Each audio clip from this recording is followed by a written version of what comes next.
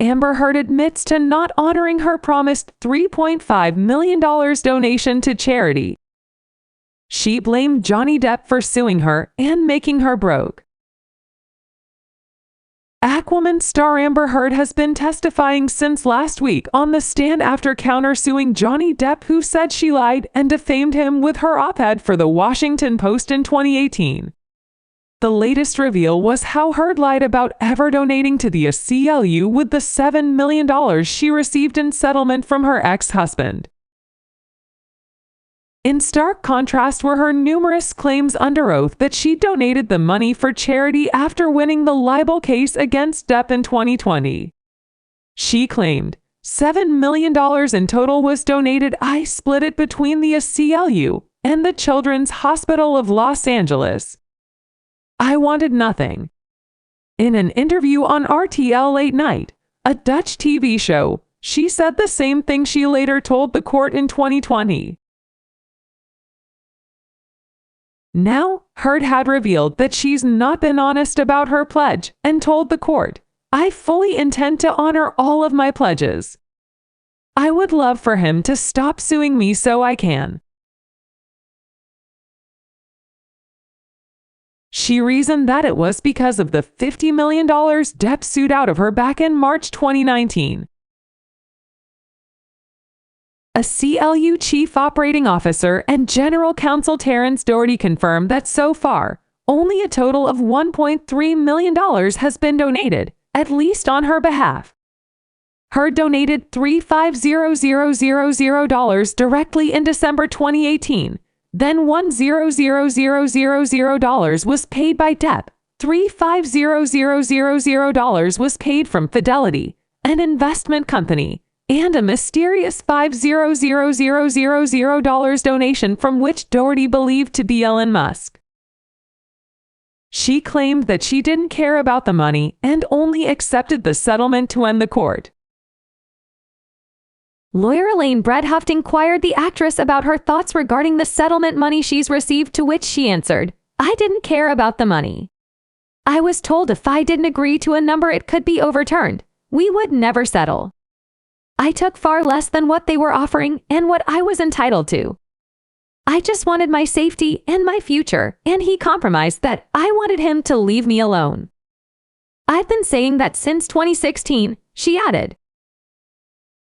Shortly after ending her relationship with Depp, Heard began dating Tesla CEO Elon Musk.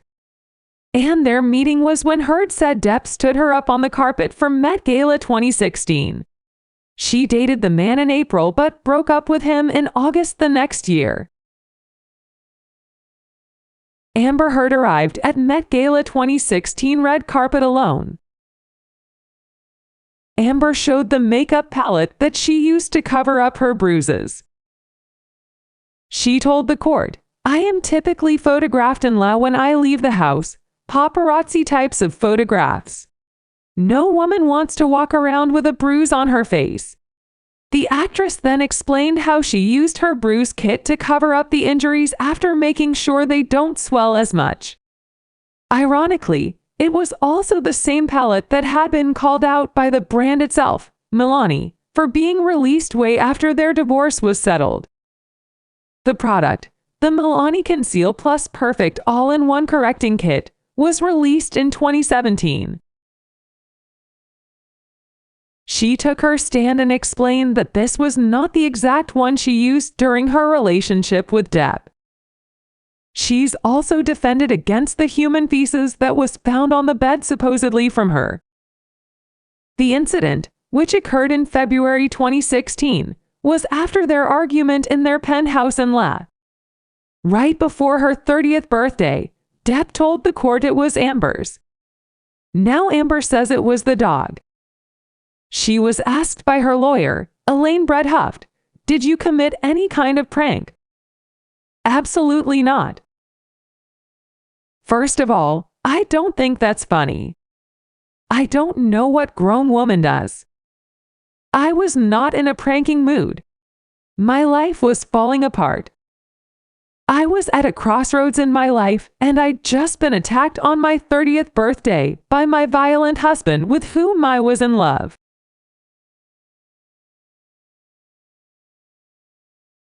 She's also changed her claim of experiencing the first abuse from 2013 to 2012, saying she had the date wrong. Heard told the court, "You never forget it. That's how I remember it." It changes your life.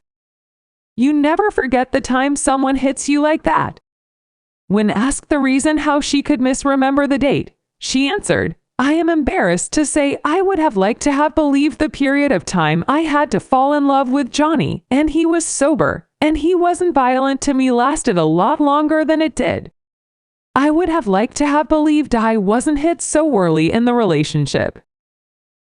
I'd allowed myself to forget that the beginning of that period, 2012, before he got sober, was really violent and chaotic as well.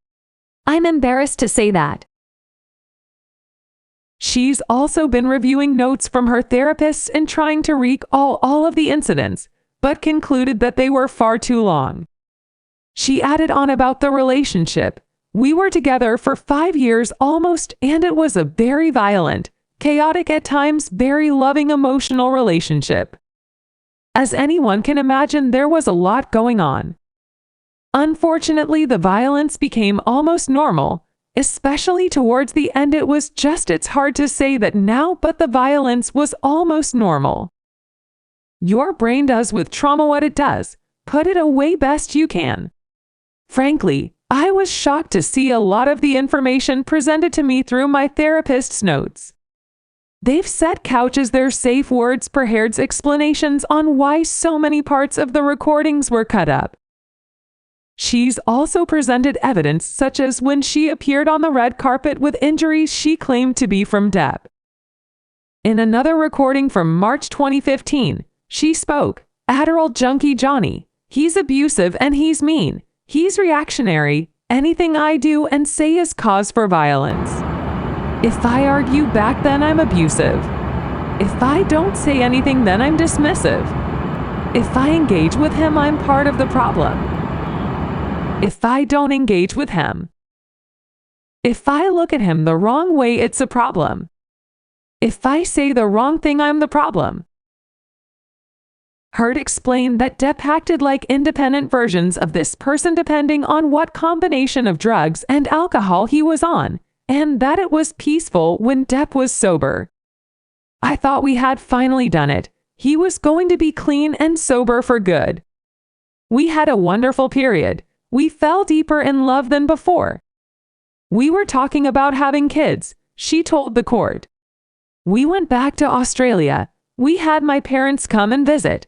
We were talking about babies, a farm, buying a home in California. It was a beautiful, peaceful period. It was wonderful." She's also claimed that Depp blew up after he drank brown alcohol on their honeymoon in July 2015. She told the court, "The train trip itself was peaceful up until Johnny would start drinking brown alcohol.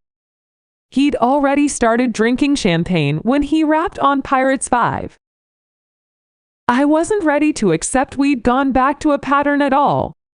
On the last night on the train after this was taken, Johnny and I got into argument about him wanting me to agree to him drinking liquor. An argument followed in our sleeping car. Johnny slapped me across the face and got a hold of my neck and pushed me up against the wall of the car. It was a small, narrow sleeper car. He was standing on the floor. I was trying to get his arms off my neck, and he was squeezing my neck for what felt like a very long time. Every time he'd pull me away from the car, he'd slam me up against the wall. I remember trying to get his arms off my neck and remember thinking he could not even mean to kill me," she continued. "I remember being scared he wouldn't even mean to do it. Clawing at him, trying to get his arms away from my neck. At one point he tripped the top of my shirt. I had a breast exposed. I pull at the lapel of his shirt and he rips the shirt off of him and wraps it around my neck. And that's how I woke up the next morning. I woke up with it still around my neck and a giant knot in the back of my head." Haird's attorneys remain insistent on Haird's piece, which is the key matter of this defamation lawsuit, as her right of free speech under the First Amendment. The Fairfax court will continue to be live streamed for the next few weeks.